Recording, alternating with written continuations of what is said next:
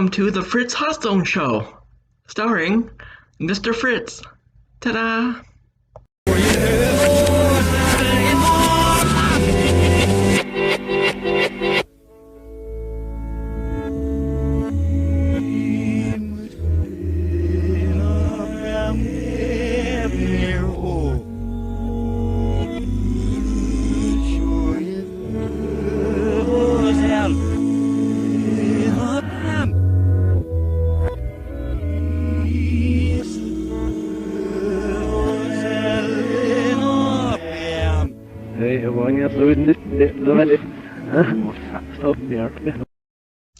Hi everyone, thanks for joining me today.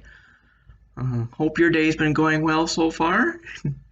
And here I'm about to try the Everyday Value Slam meal that I just had delivered to my apartment here from Denny's.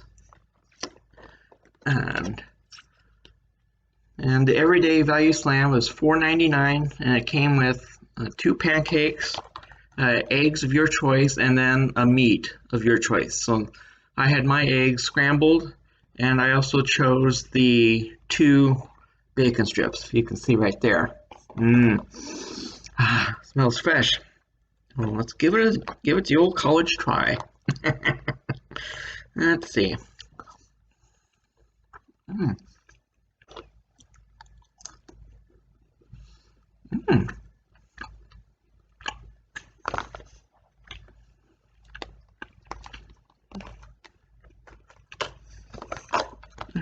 Crispy. Butter for the pancakes, and maple syrup.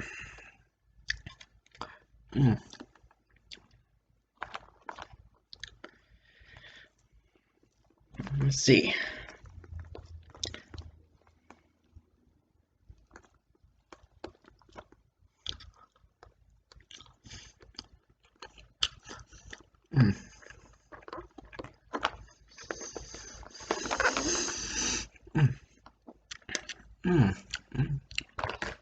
Yum. The eggs, on a scale of 1 to 10, with 10 being the best and 1 being the worst, you know the routine if you've seen other taste test videos. I would give the eggs at 8.25, and I would give the bacon a 9, and I would give the pancakes a 9 as well.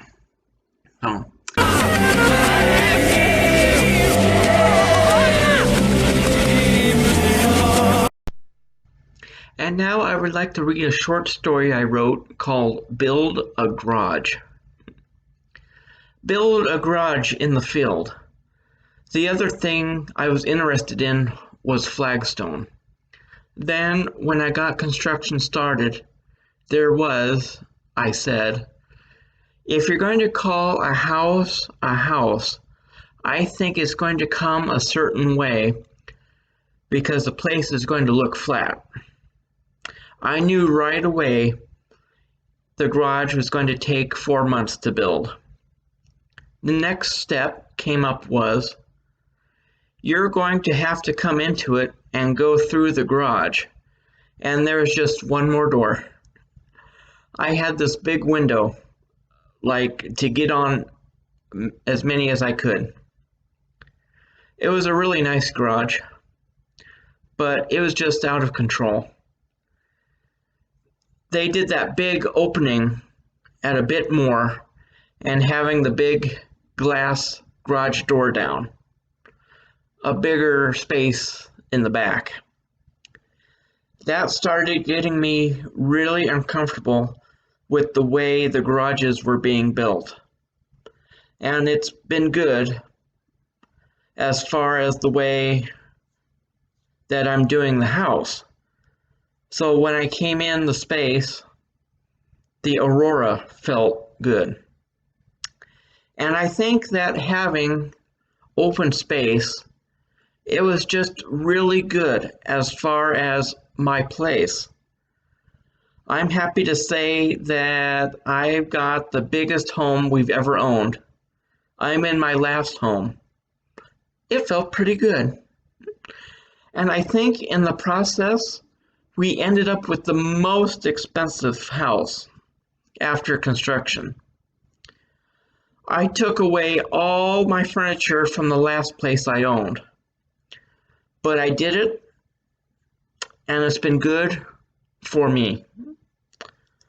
On the other hand, in terms of your career and your writing, how many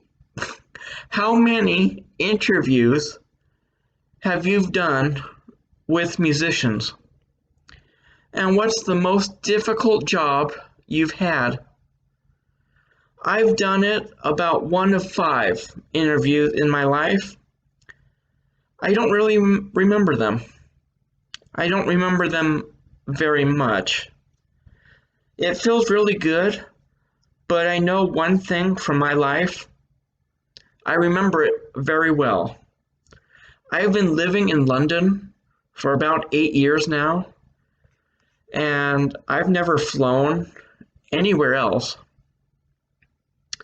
I never had anybody come up to me and tell me that it was a whole different experience.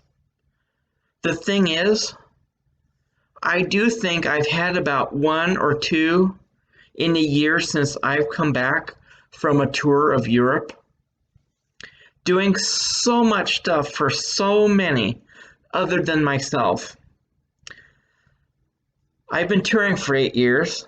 I recorded hundreds of shows for a variety of titles, including Rolling Stone, MTV, and I've even thought about doing international music.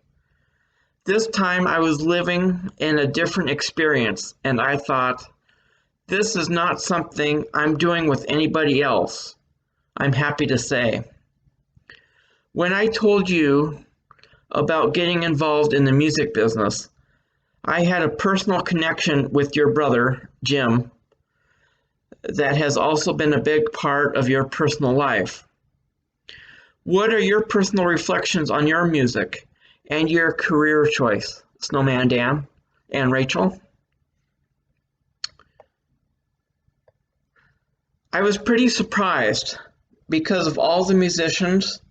It was nice. When I wrote them from my new garage, it was pretty easy for me to get in touch about all of it. I just wasn't going to talk about it. Ta-da!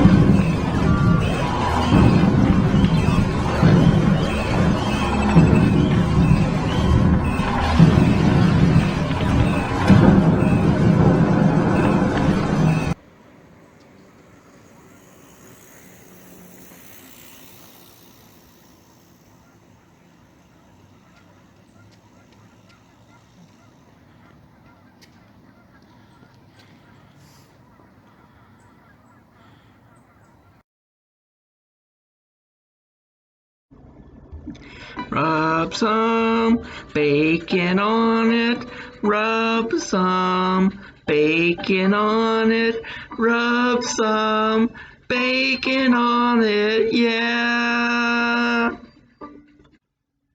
Until next time, applesauce.